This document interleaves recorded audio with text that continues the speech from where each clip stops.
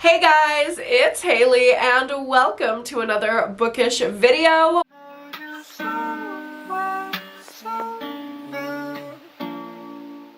We are on some cozy vibes today. It is a rainy, dreary day outside, and I'm supposed to batch film content, so I hope y'all like some cozy, rainy, wintry content for this happy Haley days, because I fear the next few days it's gonna be this vibe. I'm batch filming content. If you thought I was filming every day, you're crazy. With all that to say, let's go ahead and get into it. It is happy Haley days, day 7?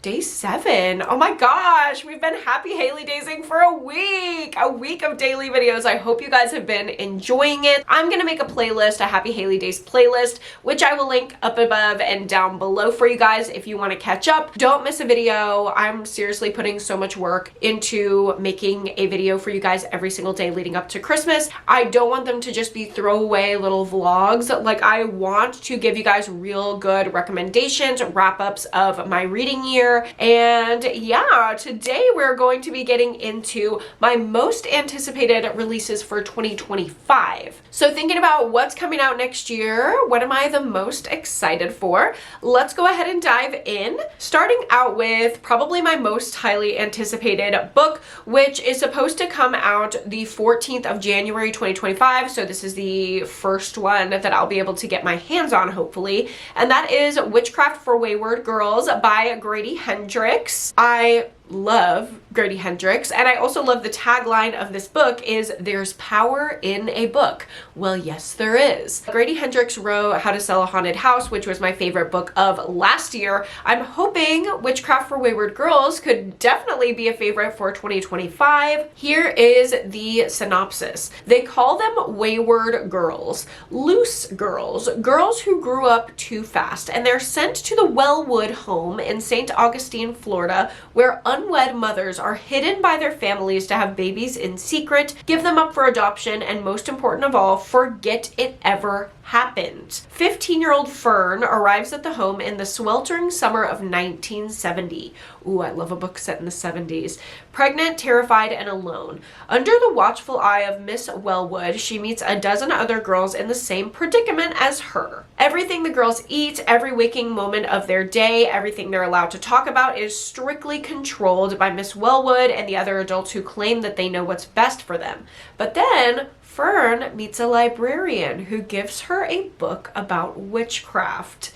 The power is in the hands of the girls for the first time in their young lives, but power can destroy as easily as it creates, and it is never given freely. There's always a price to be paid in blood. Oh my god, why does this sound like the Secret Society for Irregular Witches meets School for Good Mothers? Like, why is this giving? I know a lot of people have been jumping on the Grady Hendrix hate train, saying like he shouldn't write from a female perspective. Y'all, I don't know what y'all want. I don't know what y'all want, because I love Grady Hendrix books that are written from a female perspective. The main character of How to Sell a Haunted House, that man crawled into my brain and read my mind. Like, that bitch is me. And I love that he is an ally. Like, clearly he's gonna represent something with feminism little vibes to it. And I love that. Thank you, Grady Hendrix, for that. I'm really looking forward to it. Next up, we have the new one from Taylor Jenkins Reid. This is Atmosphere. It says, Joan Goodwin has been obsessed with the stars for as long as she can remember. Thoughtful and reserved, Joan is content with her life as a professor of physics and astronomy at Rice University. Oh my god, I literally grew up near Rice University. That's in Houston. That's crazy. She's fine with her life until she comes across an advertisement seeking the first women scientists to join NASA's space shuttle program. Ooh, she wants to go to space. She's training at the Houston Space Center. Oh my god. It's supposed to be fast-paced, thrilling, and emotional, set in December 1984. Oh my god, this is gonna be like going to space, the first woman in space.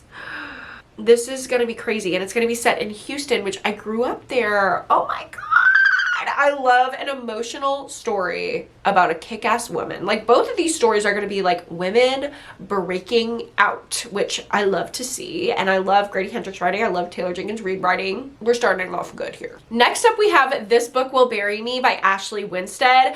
I actually, not to brag, got a very, very early peek at This Book Will Bury Me 2 years ago now, or a year ago. Ashley Winstead was a part of my book club discussion for her book Midnight is the Darkest Hour, and she told us about this next release, and we were all so excited because apparently it's gonna have true crime, Don't Fuck with Cats vibes, and my favorite docuseries of all time is Don't Fuck with Cats. I've literally seen it probably over a dozen times. I'm obsessed with it, and that was one of the inspirational things for this book. So it says, this is the most famous crime in modern history, but only she knows the true story. After the unexpected death of her father, college student Jane Sharp longs for a distraction from her grief. She becomes obsessed with true crime, befriending armchair detectives who teach her how to hunt killers from afar. So when the news of the shocking deaths of 3 college girls takes the world by storm, sleuths everywhere race to solve the crimes, and Jane and her friends are determined to beat them out. Online killer stalkers. This is crazy. Every answer begs more questions and things are not adding up. They start to suspect the killer may be smarter than any they've faced before, placing themselves in the center of a story that starts to feel more and more like walking right into a trap. Oh my god, this is going to be so good. I love Ashley Winstead. I know this is going to be twisty and amazing. Next up, we have the 2025 release from Lane Fargo. This is The Favorites. It's an epic love story set in a sparkling savage sphere of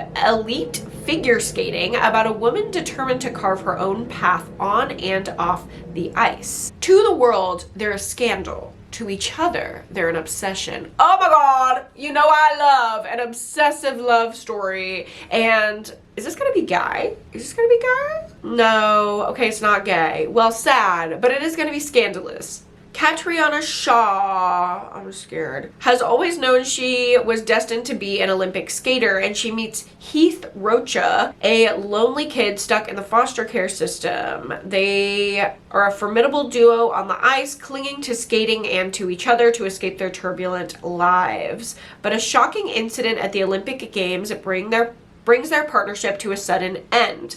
As the 10-year anniversary of their final skate approaches, an unauthorized documentary reignites public obsession with the couple, claiming to uncover the real story through interviews with their closest friends and rivals. Oh my god, they want nothing to do with the documentary, but they can't stand the thought of someone else defining the legacy. So after a decade of silence, they're telling their story. Why is this giving Carrie Soto is back? This is gonna be so good. I love Lane Fargo. Usually she does like darker, more thrillery stuff. I'm really excited to see what she does with this. This is gonna be so interesting. Next up, we have My Friends by Frederick Bachman, and this one isn't expected until June, so we don't have a lot of info about it yet. I don't even think we have a cover. No, we do not. We do not have a synopsis, but the early reviews are literally all 5 stars. Oh, no. ARCs haven't even gone out yet. These are just people that want an ARC that are rating it 5 stars. Y'all shut the hell up. Why are y'all giving something 5 stars that you haven't even read? That is so weird. Well, I want to read the new Frederick Bachman. So that is definitely going on my 2025 most anticipated list. I love everything that I've read from him. We also have a new release from Nat Cassidy in 2025. This is When the Wolf Comes Home. One night, Jess, a struggling actress, finds a 5-year-old runaway hiding in the bushes outside of her apartment. And after a violent, bloody encounter with the boy's father, she and the boy find themselves on the run. As they attempt to evade the boy's increasingly desperate father, horrifying incidents of butchery follow them. At first, Jess thinks she understands exactly what they're up against, but she's about to learn there's more to these surreal and grisly events than she could have ever imagined. Oh my god, saving a little abused child and then you are off on this chase. This sounds like it's going to be so fast-paced and like a slashery vibe, but with some meaning to it, which is my favorite thing ever. Oh my god, Nat Cassidy, new favorite author where? Obviously, you know I'm looking forward to the new Lisa Jewell. This is Don't Let Him In. This guy, Patty Swan, which iconic name, is the life of the party until he's pushed in the path of an oncoming train. Oh my god. Leaving his daughter and wife devastated. Shortly after Patty's funeral, the two women receive a surprise in the mail, a note and package from an old friend, a lighter that once belonged to Patty, and this unexpected gift draws them closer together. We're also following this woman, Martha, who has dreams of expanding her floral business. She lives with her second husband, her baby, and two sons from a prior marriage. They never seem to have any money, and with her husband constantly traveling for work, she feels like a single parent, especially when an emergency makes her realize that something needs to change. Her and the other two women, the Patty's daughter and wife, all come together. Three women are on a shocking collision course, wishing that they had heeded a warning, don't let him in. Oh my god, this man's about to wreak havoc on three women's lives. I am sad. I am sad. Next up, we have We Could Be Rats by Emily R. Austin. I freaking loved Everyone in This Room Will Someday Be Dead. It was one of my best books of last year, so I cannot wait to get to this one. It's a love letter to childhood, growing up, and the power of imagination through a moving story about two very different sisters. It looks like we don't have a full synopsis, but it's going to be inner child heavy. There's queer LGBT rep. It's a contemporary story. I just love the way that Emily Austin explores deep-seated trauma pieces in women, and I love that this is going to be a story about sisters. Next up, we got to talk about the new release from Emily Henry, Great Big Beautiful Life. I always love Emily Henry's new releases. Hopefully this one is the exact same. Yet again, we're following two writers who are falling in love. I don't know what's going on, Miss Emily Henry. Are you trying to fall in love with a writer yourself, queen? They compete for the chance to tell a larger-than-life story of a woman with more than a couple of plot twists up her sleeve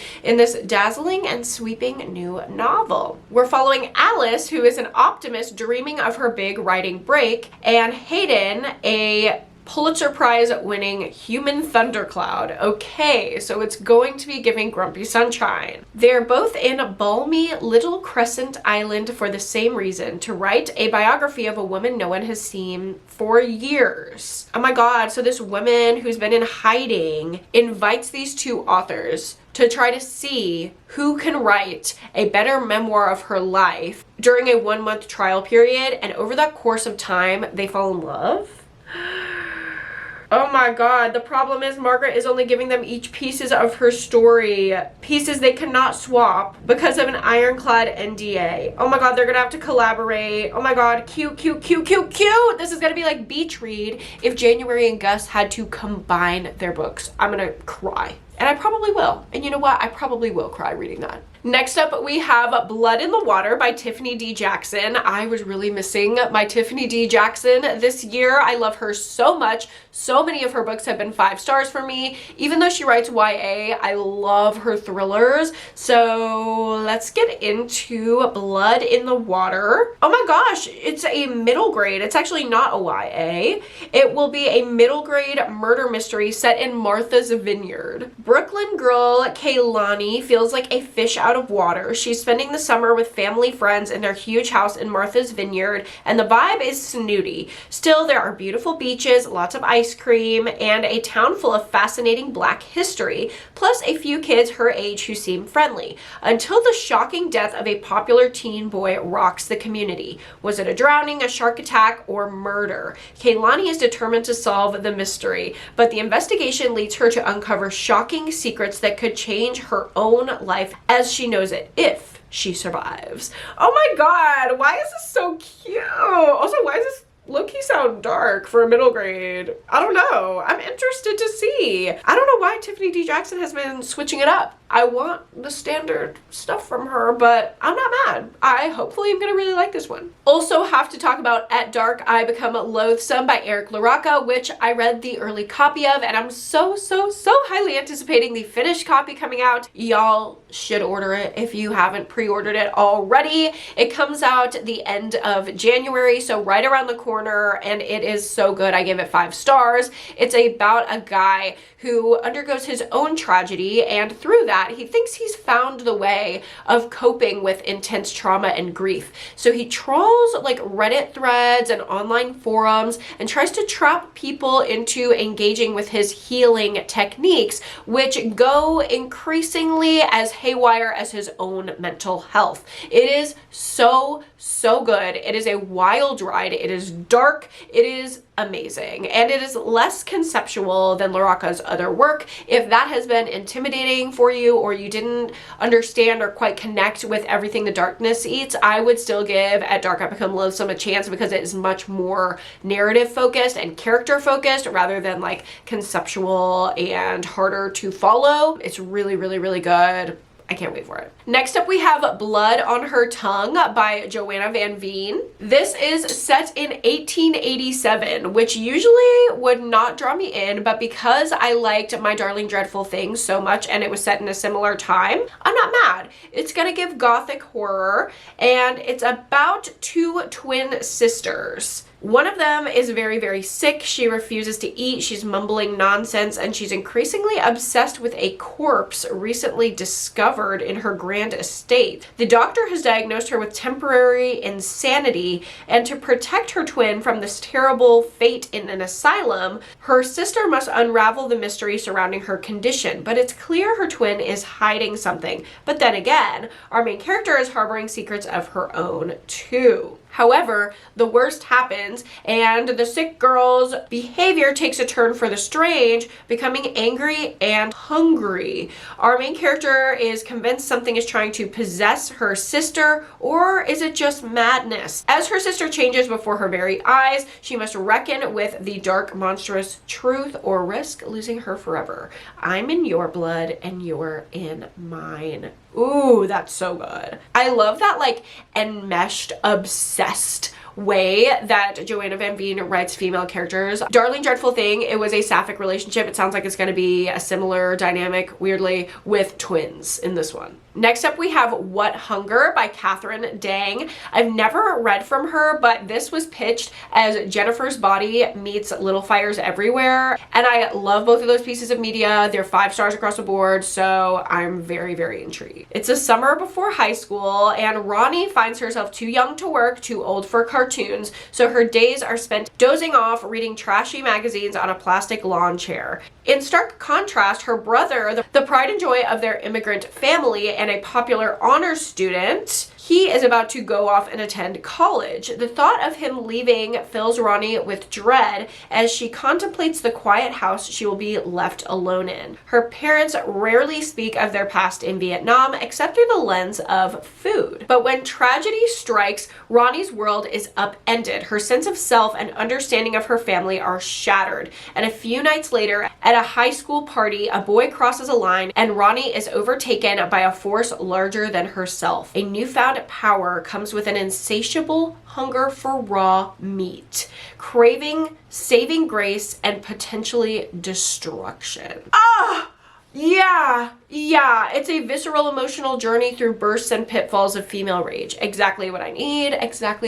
I love the cultural component. I love the food and cannibalism component. It kind of reminds me of Eyes Are the Best Part, which I loved this year. It's gonna be good. Next up, we have Close Your Eyes and Count to 10 by Lisa Unger. This is a thriller, and it's got a game. Y'all know I love a thriller with a game. When the real game begins, who will make it to the count of 10? I love that tagline. It's about an ultimate game of hide and seek, where all the players are gathered on an island, and the event quickly spirals into a chilling test of survival. As a storm rages and a deadly threat stalks the contestants, turning the challenge into something far more sinister than the social media stunt it was intended to be.